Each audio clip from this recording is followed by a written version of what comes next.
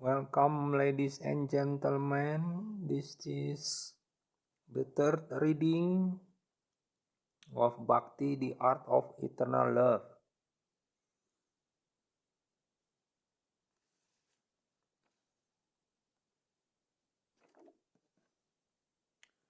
What is Bhakti?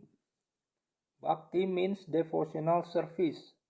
Every service has some attractive feature that drives the servitor progressively on and on. Every one of us within this world is perpetually engaged in some sort of service, and the impetus for such service is the pleasure we derive from it.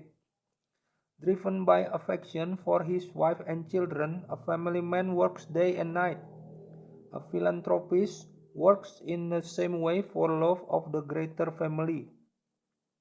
And a nationalist for the cause of his country and countrymen.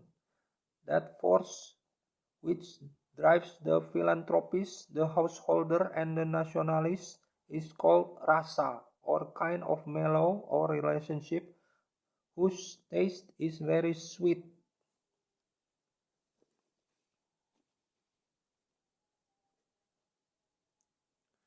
Bhakti rasa is a mellow different from the ordinary rasa enjoyed by mundane workers.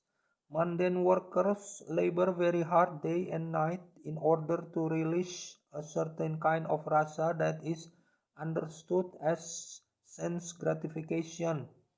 The relish or taste of the mundane rasa does not long endure, and therefore mundane workers are always apt to change their position of enjoyment.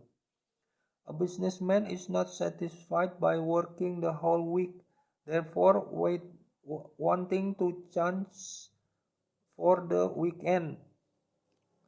He goes to a place where he tries to forget his business activities. Then, after the weekend is spent in forgetfulness, he again changes his position and resumes his actual business activities.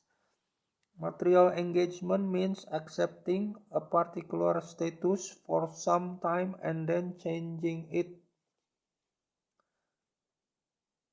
This position of changing back and forth is technically known as boga tiaga, which means a position of alternating sense enjoyment and renunciation.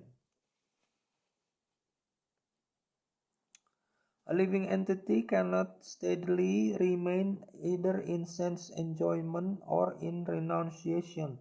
Change is going on perpetually, and we cannot be happy in either state because of our eternal constitutional position. Sense gratification does not endure for long, and it is therefore called chapala sukha or flickering happiness. For example, an ordinary family man who works very hard day and night and is successful in giving comforts to the members of his family, thereby releases a kind of mellow. But his whole advancement of material happiness immediately terminates along with his body as soon as his life is over. Death is therefore taken as the representative of God for the atheistic class of men. The devotee realizes the presence of God by devotional service, whereas the atheist realizes the presence of God in the shape of death. At death, everything is finished and one has to begin a new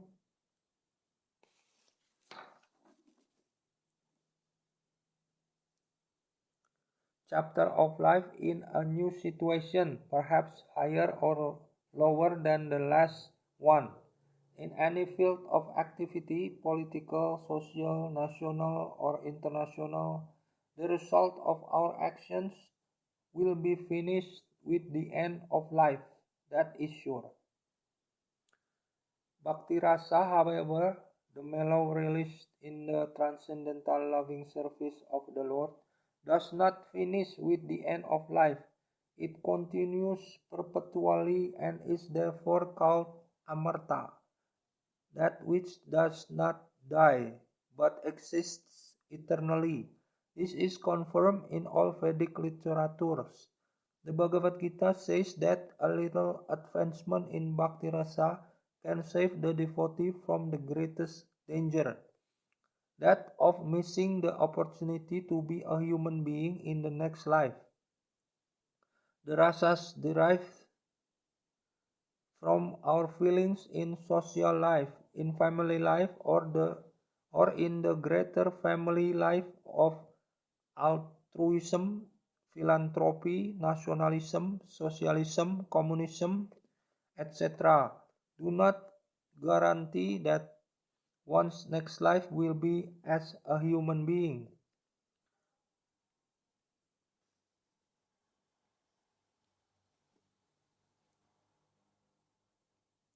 We prepare our next life by our actual activities in the present life.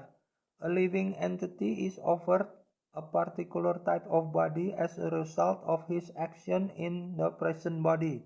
These activities are taken into account by a superior authority known as Daiva, or the authority of God. This Daiva is explained in the Bhagavad Gita as the prime cause of everything.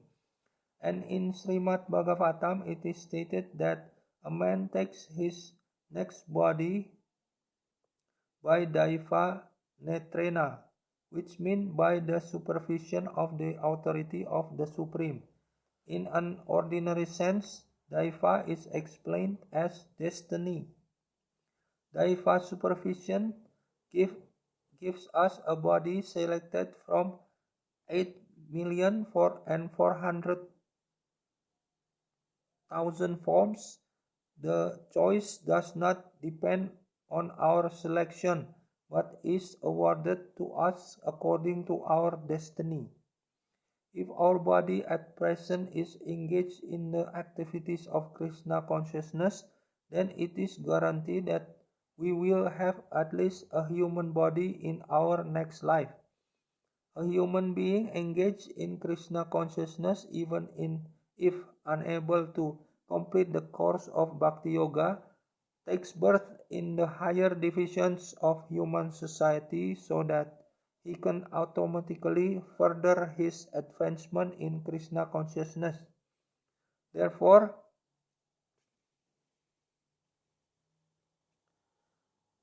all bona fide activities in Krishna consciousness are amarta, or permanent.